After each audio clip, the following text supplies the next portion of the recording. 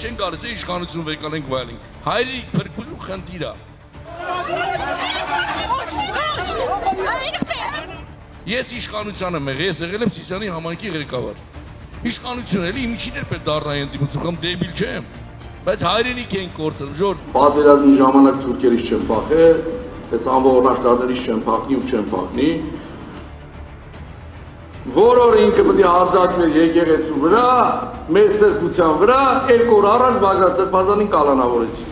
Եվ մեզ բոլորից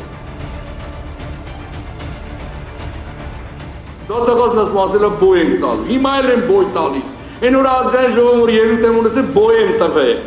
ամեն օր ես բոյ եմ տալիս։ Մտածում եք ես միշտ անցնել բայտը, ես դες վստահաբար ասում եմ, այս պայքարը հայրենիքի համար է, արժանապատվության համար է, մեր հողի համար է, բոլորը պատասխան եք տալու, բոլորը պատասխան։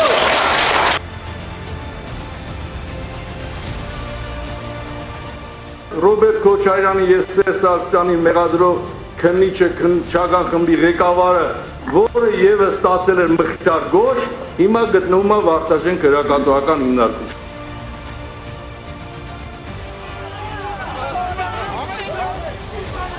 Պայքարել եմ, լինեմ բանկում, լինեմ տնային կալանքում, թե լինեմ փողոցում, իմ պայքարը շարունակելու է։ Ես որպես սյունեցին չի ծնկել, ես որպես սյունեցի չեմ ծնկելու ձեր ապօրինի որոշումների առջև, իմ պայքարը շարունակվելու է եւ ես առաջիկայում մասնակցելու եմ խորհրդարական ընտրություններին,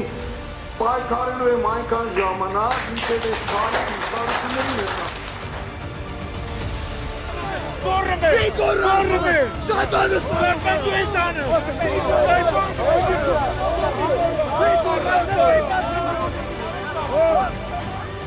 Որտեղ սահմանափակել եք իմ իրավունքը, հարգարժան դատան, այդ սահմանափակել եք իմ ընտրողի կամքը, սահմանափակել եք իմ ընտրողի իրավունքը, որտեղ այն մարդիկ, ովքեր ինձ ընտրել են, այսօր սահմանափակել եք իրանց հետ շփումներ։ Վստահաբար ասեմ, որ դուք կարող եք զրկել ինձ տեղաշարժվելու իրավունքից, բայց չեք կարող սահմանափակել իմ սկզբունքները եւ տեսակը։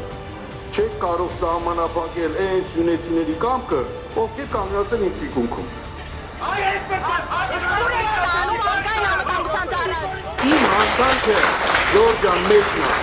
որ ես արժանապատիվ հայ եմ, սյունեցի եմ, ներկայացնում եմ մի մարդ, որը երբեք չի հանձնվել եւ չի լռել։